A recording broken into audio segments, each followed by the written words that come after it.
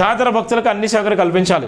పంచాయతీరాజ్ గ్రామీణ అభివృద్ధి శిశు సంక్షేమ శాఖ మంత్రి తనసరి అనసూయ సీతక్క గౌడ మాట్లాడిన నేపథ్యం ఉంటుంది.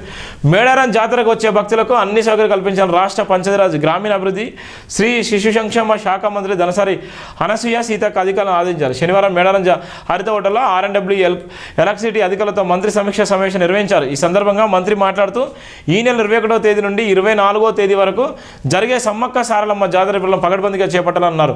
త్రాగునీటి కొరత లేకుండా చూడాలన్నారు.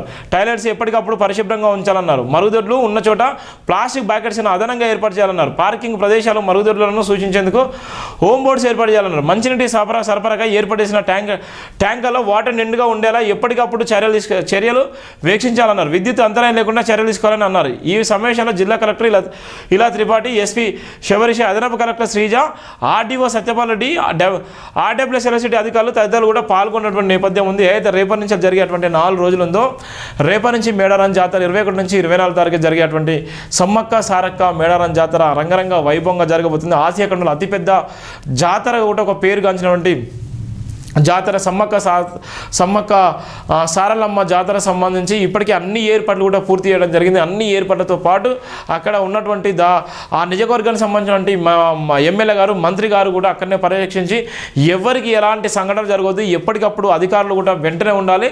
ఏ సమస్యలు వచ్చినా కూడా అది ఇబ్బందికరంగా ఉండేటువంటి నేపథ్యం ఉన్నటువంటి పరిస్థితి కూడా చూస్తున్నాం. రేపైతే ఇక్కడ సీఎం రేవంత్ రెడ్డి గారు కూడా రేపు దర్శించుకునే నేపథ్యం సమ్మక్క సారలక్క ఎవరైతే గద్దెల మీదకి వచ్చే నేపథ్యం ఉందో గద్దెలకు మీదకి వచ్చే నేపథ్యం చాలామంది మంత్రివర్గం కూడా, చాలామంది ఎవరైతే రాష్ట్ర ముఖ్యమంత్రితో పాటు చాలామంది మంత్రులు కూడా అక్కడ ఉన్నటువంటి అధికారులు కూడా సందర్శించి సమ్మక్క సారలమ్మను కూడా దర్శించుకునే నేపథ్యం కూడా, ఆ నేపథ్యంలో కూడా చకచక కూడా వర్కులు చేసేటువంటి నేపథ్యం అయితే మనం చూస్తున్నాం. ఏది ఏమైనప్పటికీ మేడారం సమ్మక్క జాతర అయితే రానే వచ్చిందని చెప్పొచ్చు.